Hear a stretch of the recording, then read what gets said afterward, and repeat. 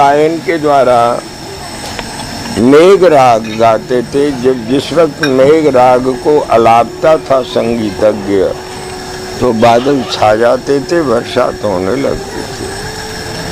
ऐसे ही ध्रुव पद गाने से भगवान को प्रकट कर देते थे। घटना है सन 33 की।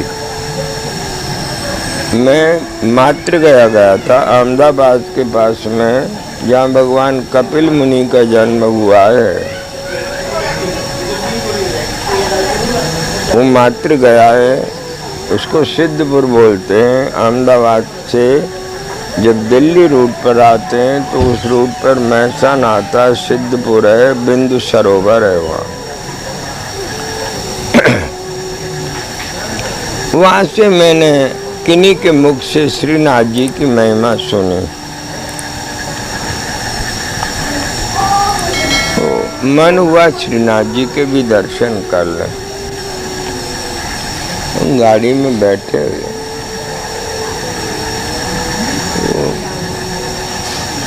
उस जमाने में अंग्रेजों का शासन था।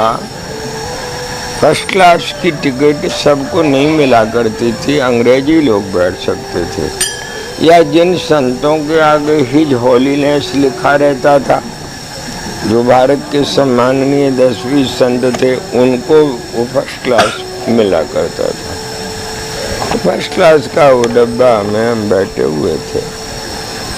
हमारा पानी भी था, व्यवस्था थी।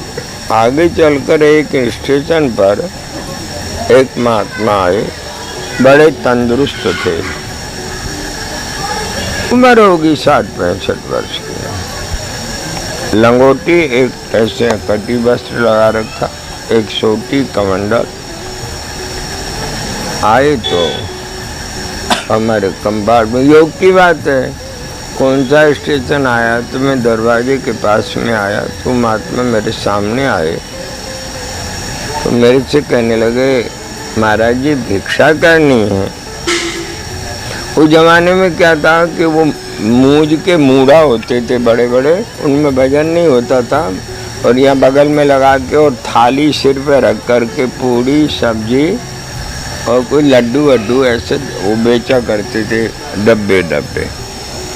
कोई मांगता तो उन्होंने अपने वो रखा स्टूल और उस थाल रखा और उसको दे दिया। तो महाराज ने कहा हमको भिक्षा करनी है। मैंने कहा अच्छा महाराज। तो उसको बुला लाए, उसने वहाँ रखा, वो तोलने लगा। बोले यार तू तो सब दे दे, क्या लेगा? तो उसने कहा 8 रुपये लूँगा सबका, सब लोगे तो। बहुत सारे लड्डू, बहुत सारे पूड़ी, बहुत सारे आलू की सब्जी भजिए, जो भी था उन्होंने सब अपना झोले में वो कपड़े में ले लिया। गाड़ी ने सीटी दे दी, उन्होंने भी वो डब्बे को ही पकड़ लिया, वही फर्स्ट क्लास को। अब उसमें एक सीट तो मैं था ही और दूसरी सीट भी थी। तो मैंने कहा महाराज ये फर्स्ट क्लास है। बोले अब कहाँ है? भिक्षा करना है तो यहाँ शांति से कर लेंगे, और कहाँ करेंगे? मैं कर भोजन करने बैठे। न तो उन्होंने हमसे ये पूछा कि तुम भी कुछ खाओगे क्या। कोई बात नहीं, बड़े प्रेम से वो सब खा गए। मेरे ख्याल से नहीं होगा तो 150 तो पूरी होगी, 5-50 लड्डू होंगे, इतने साले भजिए, सब खा गए पूरा। खा पी करके अब उन्होंने जो हमारा पानी रखा था ना, वो पानी भी पी, पानी वानी पी करके और उस सीट के ऊपर लेट गए। मैंने पूछा आप कहाँ जाएंगे? बोले वहीं जहाँ आप जा रहे हो। बढ़िया। अच्छा, थोड़ी देर अगले स्टेशन पे टीटी आया, टिकट मांगा तो उन्होंने यूँ कर दिया मेरी तरफ। मेरे पास में आया मेरी टिकट में। बोले इनकी टिकट। मैंने कहा भैया यहीं से महात्मा बैठ गए। बोले नहीं अहमदाबाद से चार्ज लूँगा।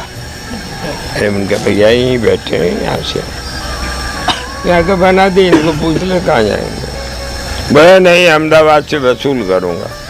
हमने क्या करना यार, उतर गया। फिर वो आया ही नहीं वहाँ। स्टेशन आया मावली, मेरी याद है अभी भी वो स्टेशन। तो श्रीनाथ जी पहुँच गए। उस जमाने में बस ऐसी चलती थी कि आदमी खड़ा नहीं हो सकता था उन बसों में, और आदमी उनमें ऐसे भरते थे जैसे भेड़ बकरी। तो मैंने उससे ड्राइवर से कहा भैया आगे की 2 सीट हमको दे दो। बोला नहीं नहीं जगह नहीं है। उनका दे दिया। बोला कह दिया नहीं जगह नहीं है।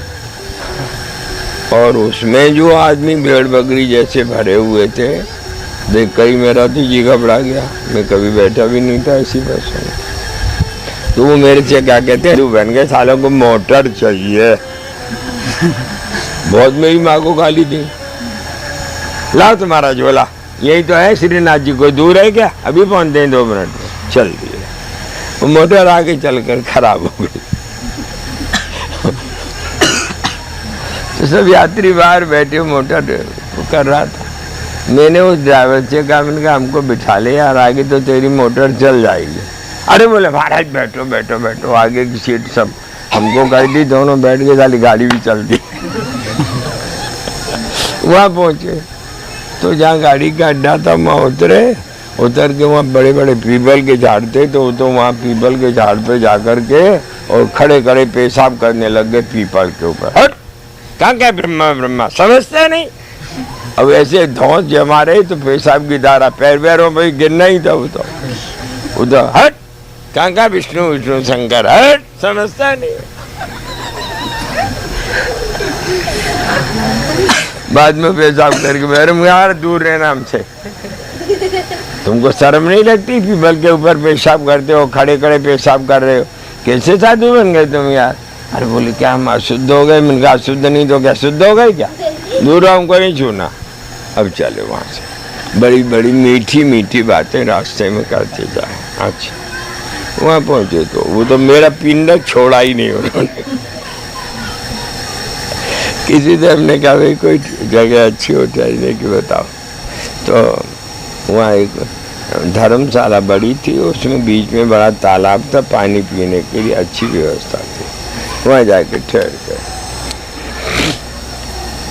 ठहरने के बाद में कहने लगे महाराज जी यहाँ भांग बहुत अच्छी बनती है, जरा पिस्ते वाली भांग तो पिला दो। अरे उनका महाराज तुम दिया हो कहाँ की भांग में कहाँ जाऊँगा। बोले नहीं हमको कौन देगा। मैं वहाँ से गया, सामने ही दुकान थी कुल्लड़ में, क्योंकि भैया तुम भांग। बोले हाँ महाराज भांग ही भांग है। कौन सी दूँ, 8 आने वाली दूँ कि 4 आने वाली दूँ कि 1.5 रुपये वाली दूँ। मैंने कहा 1.5 रुपये वाली में क्या। बोले कस्तूरी भी है, केसर भी है, बादाम भी है और रबड़ी में छनी हुई है। मैंने दे यार। तो 2 कुल्लड़ उसने दे, मैंने उनको लो मारा। बोले तुम भी पी लो। और उनका महाराज मैं नहीं पीता हूँ। अरे बोले आज तो पी लो, श्रीनाथ जी आए हो, पी लो। मैंने कहा अच्छा। फिर पिए, नहाए धोए, सब अच्छा, अपना भजन पूजन किया।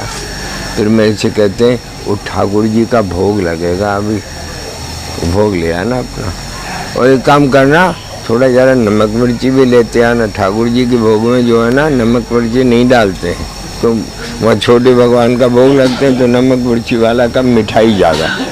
तो उससे कुछ मांगा तो 5 रुपये का बहुत सारा दे दिया उसने। अरे मैंने कहा तू ही रखा हमारे कमरे में। टोकना लेकर रख गया उनकी छाती पे। उन्होंने तो अपना ठोकने में ही शुरू कर। बोले भाई तुम जो थोड़ा बहुत खाओगे तो ये तुम्हारा अलग हमने रख दिया है, हम कहाँ अलग पत्तल वत्तल कराए, हम तो इसी में खा लेते हैं। खा लो। खाया पिया सो गए। सुबह उठे, नहाए धोए, हमारे नित्य नेम जो प्रभात का है वो हमने किया, और सुना मंगला आरती का समय होता है। तो हमने उनसे कहा मंगला आरती में चलो, तो फिर गाली बकने लग गए। वो तो कभी की मंगला आरती शुरू हो गई, यहाँ बैठे पड़े हैं। अरे जाना चाहिए, मंगला आरती करना चाहिए, शर्म नहीं लगती, तीर्थ करनी आए, जाले खा लिया, भांगड़ा पी लिया और पड़े हैं। और वो उठे नहीं थे। मैंने कहा ये नहीं जाएंगे, तो मैं मेरा चल दिया। सर्दी का सीजन था तो ठंडी लग रही थी, तो मेरी धोती को ऐसे सिर पे डाल लिया। वहाँ देखो तो भीड़, वहाँ तो उस भीड़ में मेरे बाप भी नहीं जा सकता था। मैंने किसी से कहा भैया कोई भगवान के श्रीनाथ जी के दर्शन हो सकते हैं क्या। तो उसने कहा 25 रुपये लूँगा। मैंने कहा ले। वो तो पता नहीं कहाँ से ले जाके इधर उधर घुमा के गली कूची से मेरे को श्रीनाथ जी के मंदिर के सामने ही खड़ा कर दिया। जो भगवान को देखा तो मन बहुत राजी हुआ। कस्तूरी तेरे कम ललाट बैठे, भगवान की स्तुति गाने लग गए, भागवत के श्लोक। और इधर में जो मेरे पीछे औरतें खड़ी थी, उन्होंने मेरी क्या दुर्दशा करी। चुटकी गाती पता नहीं के भागवत के श्लोक। हालत मेरी खराब। में भगवान से ये कि 25 रुपए देकर आया तो उनको 50 रुपए ले ले और निकाल दे मेरे को। किसी से कहा भैया मेरे को निकाल दे, तो ये पैसे उसको दिए मैंने। और उसने वो ऐसा कपड़े का वो था, दे मार सबको कर करा के मेरे को जगह निकाल के वहाँ से मैं वापस आया था। हाँ, मजा आ गया श्रीनाथ जी के दर्शन का। अरे मैंने कहा महाराज तुमको अपनी पड़ी है, हमारी क्या दुर्दशा हुई है और क्या हुआ है। तो हमसे क्या कहते, देखो गुरु महाराज, अब ऐसे बोल रहे, अभी गाली दे रहे माँ बहन की। और अब हमसे कहते, देखो गुरु महाराज, वो भगवान मंदिर में थोड़े रहते हैं, तो गौ सेवा करने के लिए अवतार लिया था और स्त्रियां और शूद्रों के कल्याण के लिए निमित्त अवतार लिया था।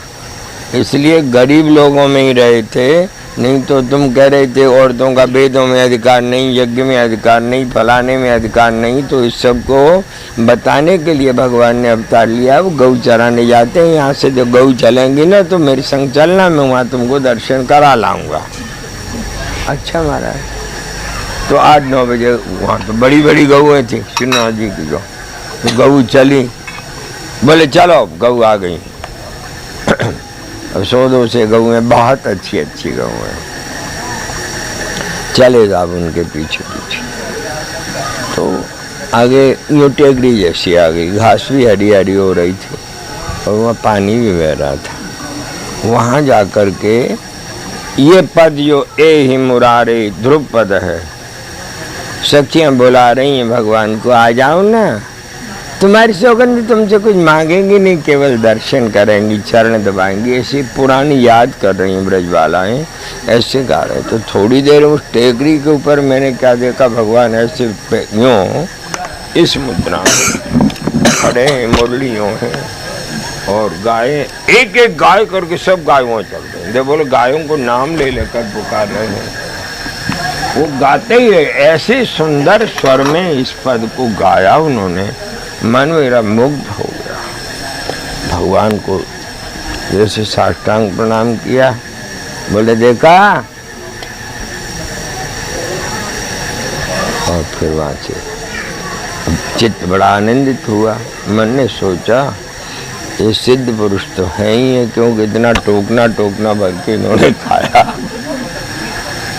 और हमको गाली भी दी। तो मैंने उनसे बात करी, उनके महाराज तुमने इतना उत्पात क्यों किया था हमारे संग, पहले ही बताना था।